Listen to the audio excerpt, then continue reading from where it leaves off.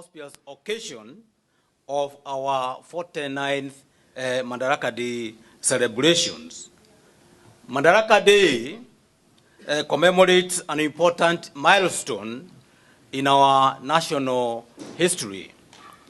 On this day, 49 years ago, we assumed the responsibility of managing our country's affairs or internal self-rule. That is on the 1st of June, 1963.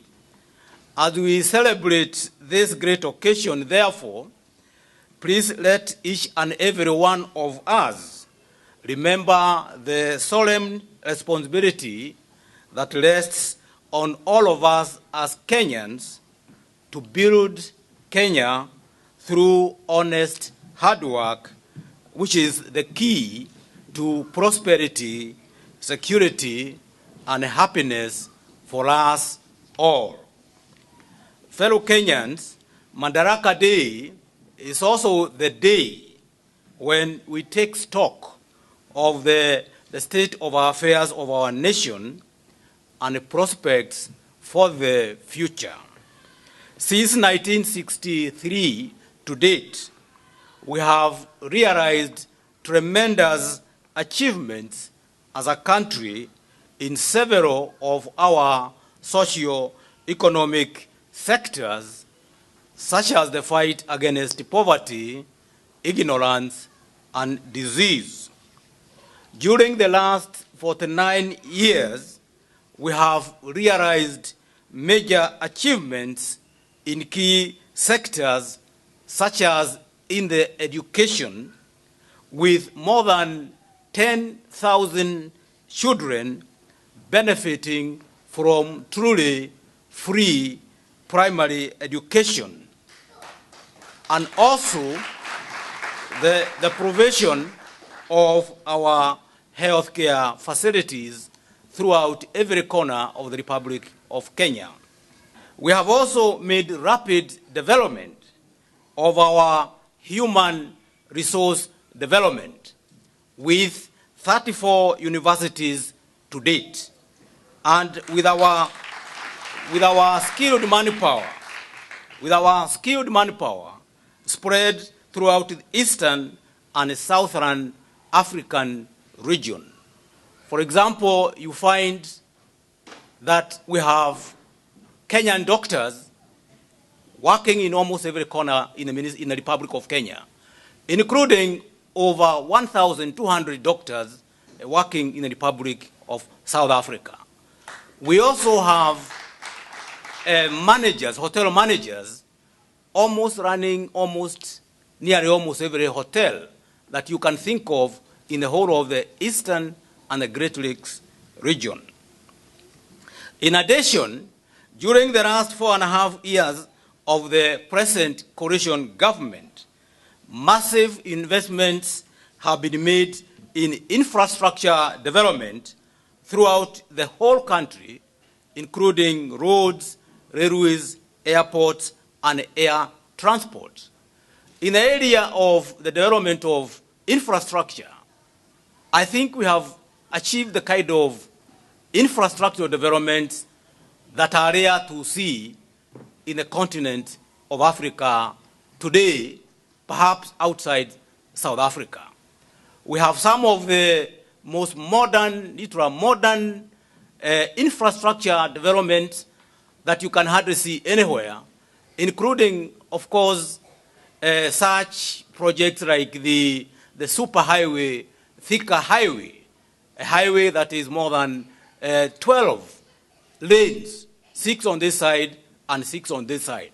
As a matter of fact, even Kenyans are having problems even to have to drive throughout the Thika Road because they are not used to driving in such super highways. Since 1963, we have also made major advances in gender policies, and especially under the new constitution that clearly stipulates that one third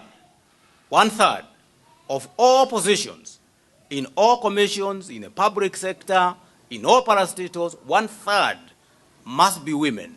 And in fact, you cannot pass any group of commissions, even in Parliament today, if you do not have 1/3 of that particular group as women. And you cannot give any excuse for saying that you cannot get the 1/3, including, of course, the 1/3 even in Parliament and the Senate that we are soon going to create. And again, in Kenya today, we also have, and this Janet, I'm sure she will agree with this one, we have a very vibrant media in Kenya, as well as a very vibrant civil society that, of course, is there to safeguard our interests because it keeps the government completely on its toes and will not allow anything to be swept under the carpet. Again, and because of our strategic location, Kenya has also continued to be the natural gateway of the whole of the Eastern and the Great Lakes region. In short, what I'm saying is that Kenya is now truly an anchor state within the region, in that there is nowhere you can go without having to use Kenya as the springboard in that particular part of the region. Today, Kenya is also the Africa headquarters of the United Nations. Today, Kenya is the headquarters of the United Nations in Africa. We have the headquarters, the global headquarters of both the UNEP as well as the Habitat. And it also continues to be the epicenter of the UN's peacemaking and humanitarian activities. And Kenya is actually now the sole remaining lifeline for Somalia. There isn't anything that you can do in Somalia without having to use Kenya as the base. And this is something that we are also trying to do. In terms of diaspora issues, I must hasten to mention that yesterday, when His Excellency the President was addressing the nation at the Nyayo House, he did also extend his greetings and best wishes to all Kenyans in the diaspora. And if you look at the speech, even in the internet, that particular provision is there. And I believe you accept the President's greetings to that effect. In terms of diaspora issues, the Kenya government fully recognizes that a very large percentage of its population, approximately about 3 million people, live in different parts of the world globally. And from time to time, they do send remittances to Kenya to a very huge figure that was actually cited by Our Lady Sophie when she mentioned the figure of US dollar $1.9 million that is sent to Kenya, was sent to Kenya in 2011. And this is a huge sum of money which, if properly utilized, can make a major impact on our economy. It is also Kenya government declared policy that all embassies abroad, and we have 54 embassies abroad, including one that we have just opened in Ankara, Turkey, a week ago. They all are under instruction by the government to fully engage with the Kenyan diaspora in those respective countries. And the real reason for interacting with our people in the diaspora is to make an effort to try and harness their abilities, tapping into their skills, into their international contacts, financial resources and remittances to assist Kenya to be able to a higher rate of economic growth. In terms of the new constitutional provisions, you'll recall that the Kenyan diaspora are recognized through the dual citizenship, which of course was cited by our Mr. Abraham Mwaura. The Kenya High Commission in London has also lately engaged very positively with the Kenyan diaspora community here in the United Kingdom in an effort to facilitate their participation in our development process of our motherland. The mission also continues to render efficient services delivery to our Kenyan diaspora wherever they are. I believe I have seen most of you either coming for your passports or renewal of passports or the issue of identity cards or the issue of birth certificates or the issue of certificates of good conduct. The list is long. I also see Mr. Mwaura from time to time issuing certificates of emergency travel where Kenyans have lost their passports, they have an emergency trip to make to Kenya. He is there to facilitate that you travel under those circumstances without any failure whatsoever. And what I can say, as far as the extension of our consular services are concerned, is that the Kenya High Commission in London is actually a model embassy. Model embassy in the sense that the kind of services that we render at the Kenya High Commission are hardly equaled by any other embassy. In Europe, we are the only embassy that issues not only the passports, but also we issue national identity cards. And this is something that will facilitate you to transact your businesses or any other kind of activities when you go back to Kenya. In terms of bilateral relations, the Kenya and the United Kingdom enjoy excellent relations and very strong boards of friendship. Do not forget that this is one of our single most important relationships as a country. This is a relationship that we deeply value and cherish, and it is your duty to help us to continue strengthening and deepening that relationship. The United Kingdom is the largest single foreign direct investor in Kenya, with an investment outlay of about £2 billion. We have more than 70 UK companies operating in Kenya, and some of them in very, very, very critical areas. We also have quite a number in the financial sector, like the Barclays, like the Standard. You have some in air transport, like Virgin, like the BA. You have many others in the commercial sector, in tea, in coffee. The list is long. And this is the kind of relationship that we would want to nurture so that we can continue relating with one another. And you have a duty here because you are all here, you have been hosted, you have been taken care of, and you would be the best ambassadors. You would be the best ambassadors to promote and further deepen that relationship by the way you conduct yourself in this country. Of course, Kenya is also a member of the Commonwealth. And as you know, we are currently celebrating Her Majesty's Diamond Jubilee. And do not forget that Her Majesty the Queen actually became Queen in Kenya when she was visiting Kenya in February 1952, when her father, the late King George VI, died, and as a result of which she automatically ascended to the UK throne. So I would appeal that you all play a major role in the ongoing Diamond Jubilee celebrations.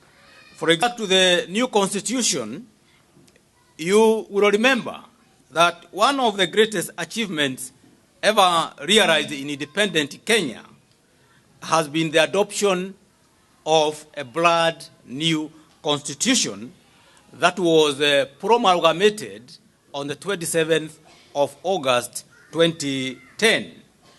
all Kenyans agree that following the adoption of the above new constitution, Kenya has been transformed forever. Kenya has been transformed forever. In particular, the new constitution is very strong on the Bill of Rights, socio-economic rights, the rule of law, protection of the independence of the judiciary, protection of private property, protection of marginalized communities, the disabled persons, and the gender equality. In terms of readership, Chapter 6 of the new constitution clearly makes it clear that unless you can qualify in terms of integrity, lack of a criminal record, it is not possible for you to accede into any position in Kenya under the new constitution. And of course, we are grateful that this new constitution is currently under very active implementation. In terms of general elections, I believe you are all updated that we shall be holding our next general election on the 4th of March 2013. That is in a few months' time. And you'll also agree that the last time when elections were held in Kenya was in December 2007. And elections are held in Kenya in a cycle of every 5 years. The election that was held in 2007, the members of parliament who were elected at that particular time were sworn in on the 14th of January 2008. So if you calculate from the 14th of January 2008, the 5 years ends exactly on the 14th of January 2013. And that is why 2013 is critical.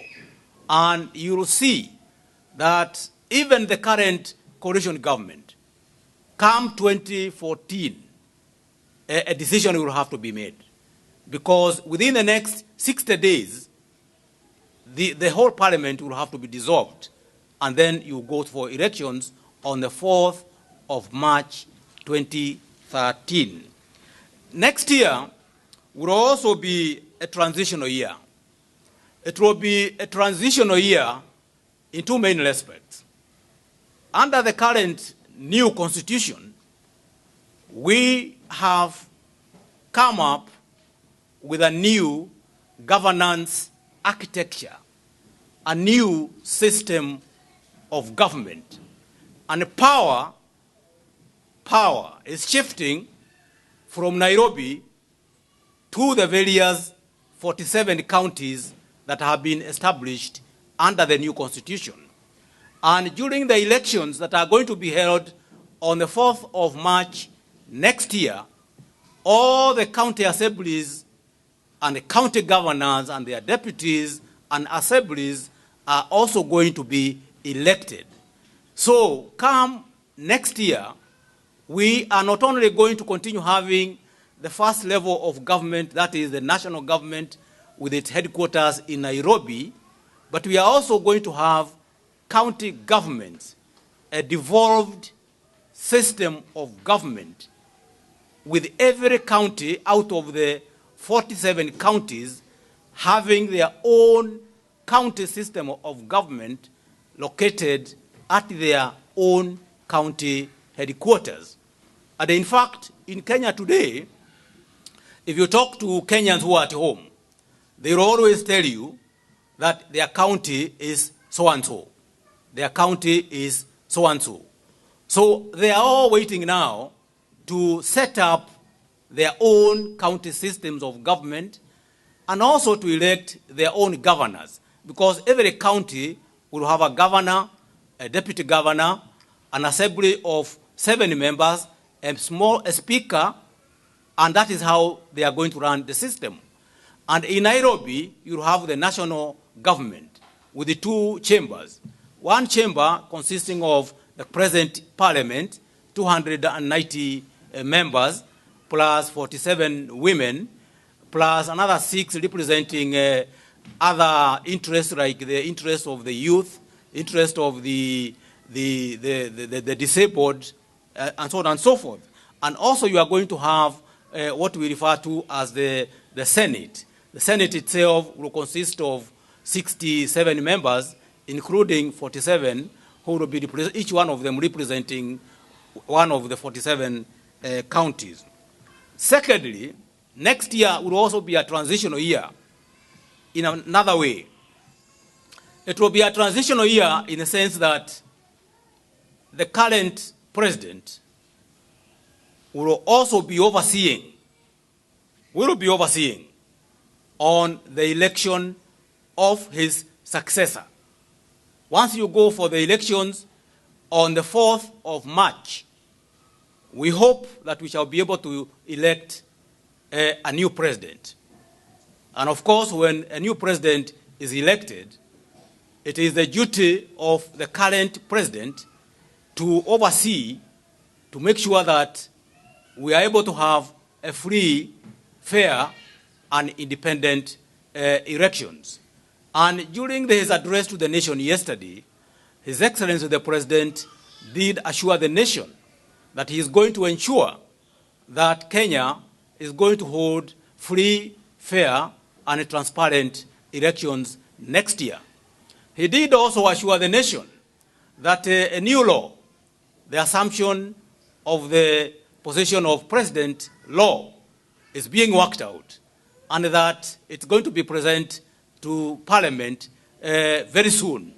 And that is a law that clearly sets on how power is going to be transferred from the present president to the president that Kenyans are going to elect on the 4th of March next year. In terms of the economy, I think this particular point was very well covered by both Sophie and my friend Mr. Edward Mwangi on the state of the Kenyan economy today. And they clearly pointed out that as a country, we have a vision. We know where we are going to. The current vision is what we refer to as Kenya Vision 2030 that was launched in June 2008. And under this particular vision, which is our long-term development blueprint, and that is currently under implementation, is expected to transform Kenya into a middle-income country with a high quality of life by the year 2030. Perhaps when we talk of the word middle-income country, I need to mention exactly what we mean under Kenya Vision 2030. The World Bank defines a middle-income person in Kenya as somebody who spends about 300 Kenya shillings per day. 300 Kenya shillings per day. And it is estimated that at the moment, about 43% of Kenyans are classified under the category of middle income. And we have approximately about 16 million Kenyans in that category out of the 39 million Kenyans. Under this particular vision, the government has identified 20 of the key flagship projects, including 6 key ones that are going to help to propel our economy to be able to achieve that middle income level. And in terms of our international credit rating, our international credit rating at the moment is a B+. Is a B+. That will mean that if we want to borrow money for an economy enjoying a B+, it will be easy to get that international credit rating.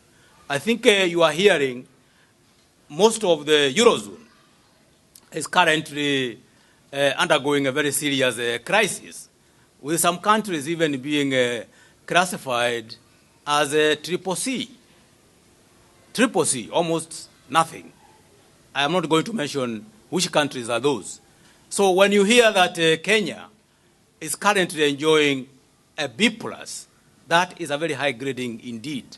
And quite frankly, in 2007, before we went into the mess in terms of the final outcome of the election, the Kenya's international credit rating was a B++.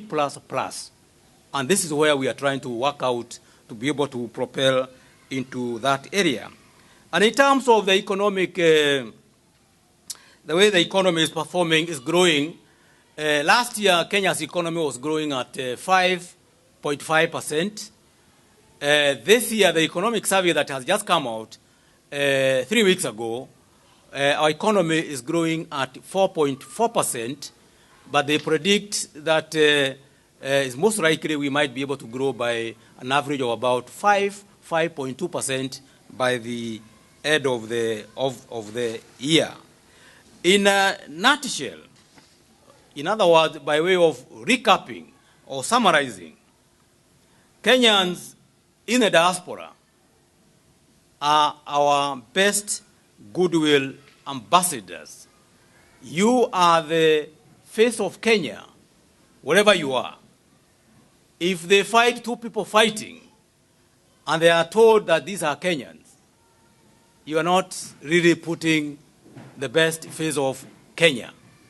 On the other hand, when the comments are in the positive, then you are portraying the best face of Kenya, and this is what we would really urge that each and every one of us continue doing so. In terms of our enjoyment of our peace and stability, as I mentioned, Kenya has been a beacon of peace and stability for the last almost 49 years, with a small breach of 2008 when we had problems, very short-lived. We were able to resolve the problems, and we have now moved since that particular time. Kenyans have always taken peace and stability for granted. But I can assure you, even without mentioning countries, if you look at the continent of Africa, you will be shocked. There are countries that have never enjoyed peace since they became independent more than 50, 60 years ago. We also have, of course, neighbors who have never had any system of government or peace of stability for the last 21, 22 years, whom we are now trying to help to be able to stabilize. In terms of importance, Kenya continues to be the epicenter of peacemaking and humanitarian affairs. It is currently the headquarters of the UN in Africa. Kenya also, in terms of Nairobi, continues to be the hub, hub in terms of transport, in terms of diplomatic missions, in terms of medical facilities, in terms of finance, in terms of commerce. That is something that we should be proud of, and we should continue doing so. At the moment, we are doing what we call our second transport and development corridor. This second transport and development corridor is what we refer to as LAPSET. That is the Lamu Port, Southern Sudan, Ethiopia project that is going to open up the whole of the northern part of Kenya. But primarily, this is to link up Southern Sudan through the port of Lamu. And the reason why they have chosen this one is simply because they needed a neighbor, a friendly and dependable neighbor, for them to be able to export their oil through the port of Lamu, rather than having to do things what they were doing before they spread with the northern part of Sudan. And this LAPSET project, it is a layout, it's a road, it's a pipeline is an oil jetty, is a port, is a refinery. And already we have quite a number of countries that have come forward seeking that they be allowed to put up some of the various aspects of this particular project. For example, countries like Japan are urging that they be allowed to put up the oil pipeline. And Japan also is also doing the Lamu port. And other countries are now seeking on how they can be able to participate in this particular project. Something else that was mentioned by Sophie is on the Konza Technology City.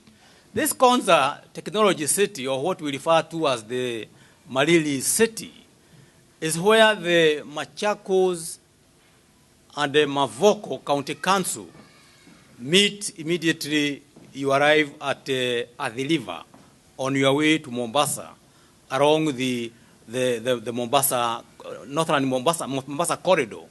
And in this particular city, it is going to be our technology city. It's going to be our technology city. And all in all, we're going to have at least 10 major projects in it. There is a university, there is a project on 60,000 housing units, there's going to be an artificial lake, there's going to be a university, the list is long. And we are trying to market the various projects that are going to be developed under this particular item. In terms of diaspora remittances, this is something that we would want to continue, because the amount of money that we are getting from the Kenyan diaspora across the globe is even more than what we get from coffee, it's more than what we get from tea, it's more than what we get from our major cash crops. And that actually shows how important it is to be able to integrate our Kenyan people in the development of their motherland. And this is why it is critically important for us who are in London to take advantage of what Sophie said, that our Kenya High Commission is located within that 1 mile.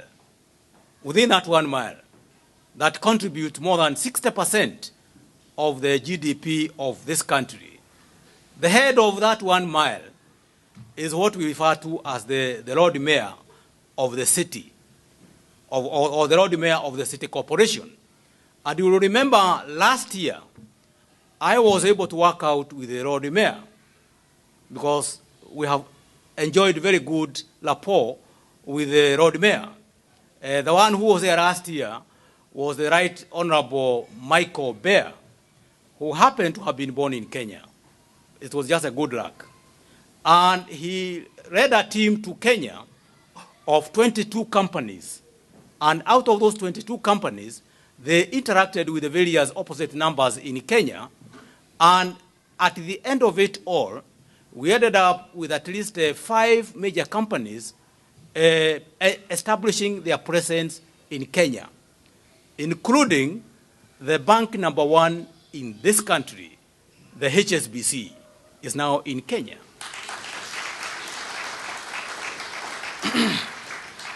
One other point I want to mention before I sit down is that next year we shall be celebrating our 50th Golden Jubilee as an independent sovereign state. Kenya next year will be 50 years since we attained our independence. And as such, you should remain prepared to be able to celebrate this great day with all of us together. And with those few remarks, I would like to once again take this opportunity to thank you very much for turning up in such large numbers to be able to celebrate our 49th Madaraka Day, and we look forward to coming together again next year to be able to celebrate together our 50th Golden Jubilee of our independence. Thank you very much.